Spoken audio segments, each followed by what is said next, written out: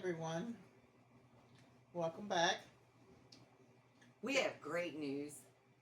I am so thrilled with all of y'all. I am so thrilled to report our barometric pressure on Hurricane Milton is at 953, which is phenomenal. That's amazing. It hit land at a category 3. So far, the winds are around 110, 115 miles per hour. This is kids' play, man. Florida's used to this. This is great. And it hit south of Tampa Bay, which is very good also. So amazing, amazing work. I want to applaud all of you. I want to thank you for your efforts. I want to congratulate you on believing in yourself. This is huge. This is huge because they literally thought this was going to be the hurricane of our lifetime for these people. I'm so proud of you. I'm beyond words. But as promised, tonight's episode is going to be about what to do if you do lose power to your home, how to pack a bug out bag, what that means, what you should have in it, and all of the different necessities that you should think about having ready for any type of natural disaster. Even if it's just a storm or a tornado that knocks your power out for a couple of days, everybody should be well prepared. So with that, Missy, if you will, let's just start with some simple basic foods that people should think about having readily available and in their storage. Beans, canned beans. Canned beans. That's a great one. It's a good source of protein. Yes, because bag beans, harder to cook. Yep. So you want the canned beans or the jar beans. Which means you need a can opener to go with that. A hand can opener, yes. Because some people forget. Very important. Unless you get the jar beans and then you can pop those open. Yeah. But the hand crank, everybody should have a hand crank can opener, regardless. Yeah, everybody should. Just Tuna is another good one to have.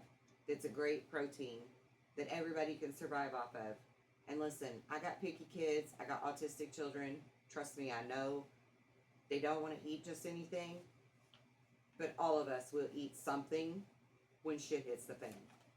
So you just trust in that and walk in that faith, okay? Don't try to worry about those kind of things. Because I have an 8-year-old that's autistic that eats the same 3 square meals every single day and nothing else. He doesn't veer off of it. But if shit hits the fan here, he's eating the same things we're going to eat, period. And I'll make sure of it. Because I ain't going to let nobody slip out on my watch at all. So you're just going to have to be that kind of mama or daddy, right? What else we got? Tuna, beans. Peanut butter. Peanut butter is an amazing staple. Yes. And then maybe for like breakfast and stuff like that, if you've got chickens or you have a surplus of eggs, you can use those. Yes. And actually, if you have farm fresh eggs and you don't wash them, they don't have to be refrigerated. They don't have to be refrigerated at all. And you can even put them like in a great big, those huge jars like we would make sun tea out of, you know, that you can get the bulk pickles in and stuff. If you fill that sucker up halfway full of water and put some of that pickling powder for like when you're canning pickles, put some of that in that water and put all those eggs in there, those eggs will last you for up to 2 years. Wow. Yeah. Wow, I did not know that. Yeah, it's incredible. You can actually preserve your eggs. Put them straight in there. Don't wash them. That's the trick. Don't wash them. You don't want them washed and you don't want them cracked. So put them in your solution carefully. And we may even do some videos to just sort of demonstrate stuff like that too, just to help people. Because even if a natural disaster never hits your area, it's great to know those things for like if commerce stops because of the ports having a, what is that thing they're doing right now? The strike. The strike, yeah. Something like that happens and you can't go to the grocery store and readily get things. It's good to know how to have these different improvs in your pocket, right? What other kind of foods?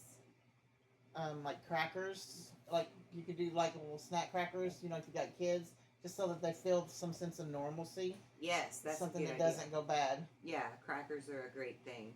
Because just like adults, I was going to say humans, adults need their vices. You know, you might want to stockpile some cigarettes or, you know, 6-pack of beer or whatever, just so you have a little outlet, a little vice. Think about the kids. Keep them some healthy gummies, fruit gummies or the crackers or something like that, just so they feel like a little normal. A little bit normal. Yeah. Maybe some juices and some waters. Yeah. That type of thing. Juices and waters are always a good idea.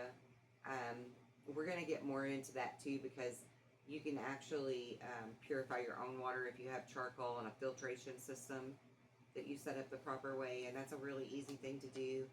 And I want to get more in depth with those kind of survival things that you can have readily available without really having to buy a whole lot of stuff. But right now we just want to cover like things you're probably going to have already in your kitchen, right? So those are major foods to keep around: peanut butter, beans, crackers, canned tuna, things like that you could definitely survive off of and have enough protein. Tools are another thing to think about. Right off the top of my head, ratchet sets and ropes and a hatchet for cutting wood are my top three. And probably a hammer. A hammer, yeah. Because you may have to knock a hunting knife down or anything like right, that. Yeah. Right. Also, little things like paper clips and rubber bands and stuff. You can MacGyver some shit, man. Zip ties. Yeah. You can MacGyver some stuff and really make some shit work for you if you've got those little things on hand. And most people do, A needle and thread is also another good item to have around if it's possible to keep that in a bug out bag, because you never know when you might have to stitch somebody up. The number one thing in a bad situation is to close that wound up as quickly as possible.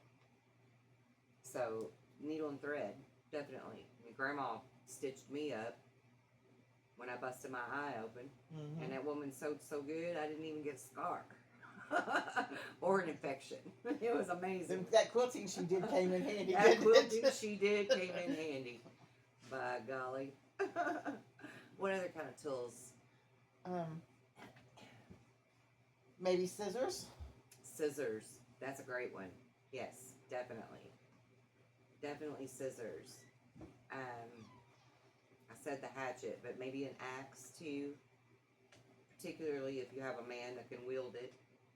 I personally don't want no axe. The axe would take you over. I would just wear my little self out. I'd be that little engine that thought I could but can't. You'd be like, here, Missy, take over. Yeah.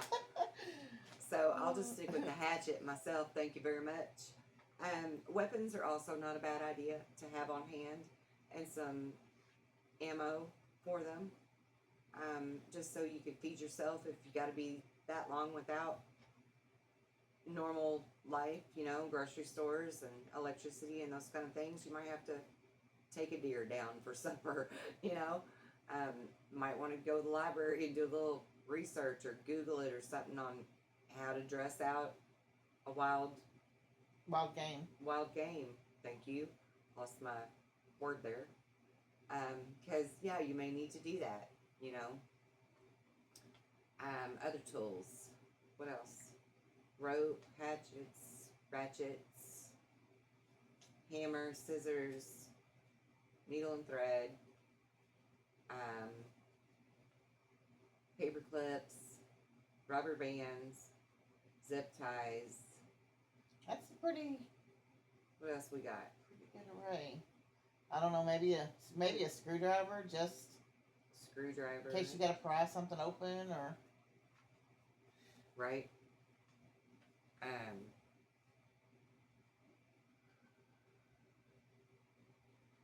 Netting also, or a machete. Both of those are something you could possibly use for different scenarios.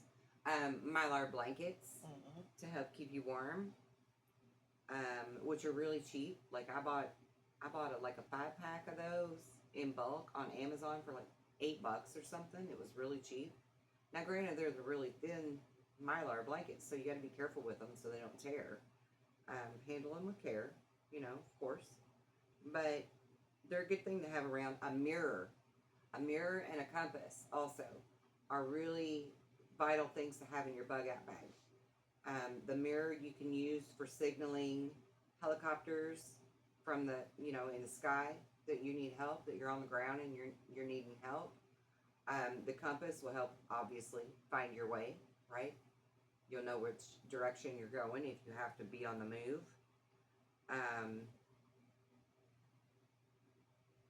Of course, anybody's handy with a bow and arrow. That's a good one to have on hand as well for if you have to go after your own food. 5-gallon buckets are another good one, or even metal barrels of any type, metal containers that you can like make your fire from to cook, you know, a contained fire, or for heat. We're going to do a video actually pretty soon on different kinds of really cheap, inexpensive candles that you can use when the power is out. But right off the top of my head, one really easy one that's like an ever burning candle.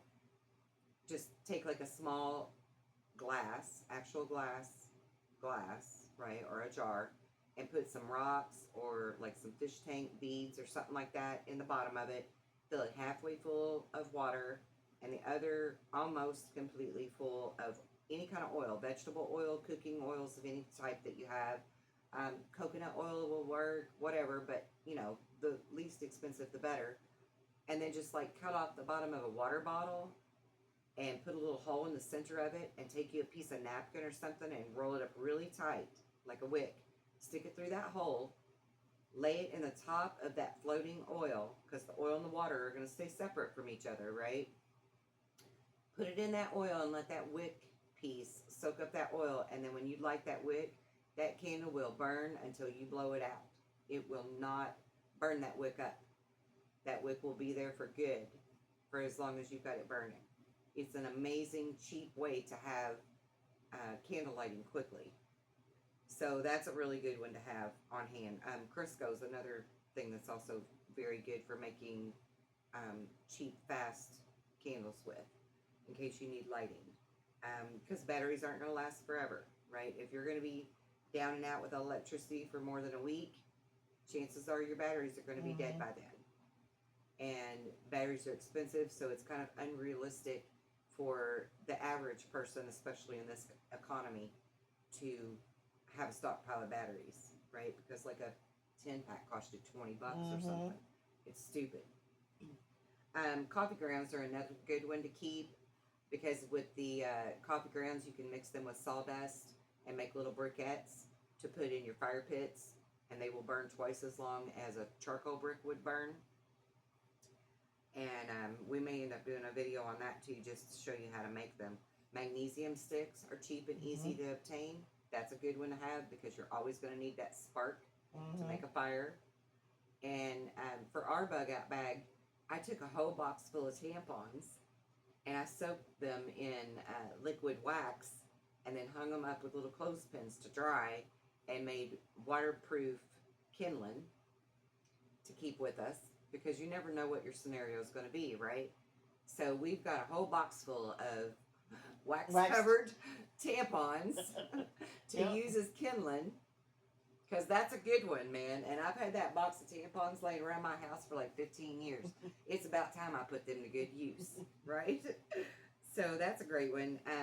Also lamp oil, you know, keeping those little old-fashioned lanterns around, and lamp oil, that's a good one. Anything else you can think of? Let me see. I got a list here. Oh, we got things of propane too, and kerosene. That you can have on hand. Flashlights. Yeah. A weather radio too. Like just to kind of keep track of what's going on. Weather radios are a great thing to have, or a ham radio, either what, CB, something like that. But yeah, the weather radio like we have, it's a hand crank, so you don't need batteries for it. You can just crank it up and it works. And at least you have some knowledge, right, of what's going on around you. And we didn't mention water either, bottled water, when we were doing the food thing. Did we not? Okay. I don't think so. I thought we did, but okay.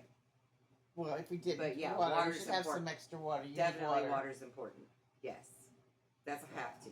That's a must. And then if Also, being smart about your water, like have reusing your it, have your fresh water for drinking or cooking, and then reuse that for washing your hands or for bathing or whatever you need, or flushing flushing your toilets, toilet if you're at the things house. like that. Yeah, definitely. Don't use the good water. Don't use the fresh water for flushing toilets and washing hands. Use the secondary water for doing those things, because your primary water should be for drinking and cooking. And also some things you can also do is like if you've got meat and stuff in your freezer, um, you know how you if anybody has like the high pressure, what are they called, high efficiency washers where they're upright. I have one, and or we have one, and you can take the tub, and if you have like ice in your freezer, throw your ice in that tub, and throw your meat in there or your stuff out of your refrigerator. Milks, whatever. It's it doesn't leak when you put water in it. So if you put that in it, it'll hold the cold in, and that may keep your food a little bit longer, so that you can use that up, and then use that up before you eat anything else. That way Yeah. you don't waste your food.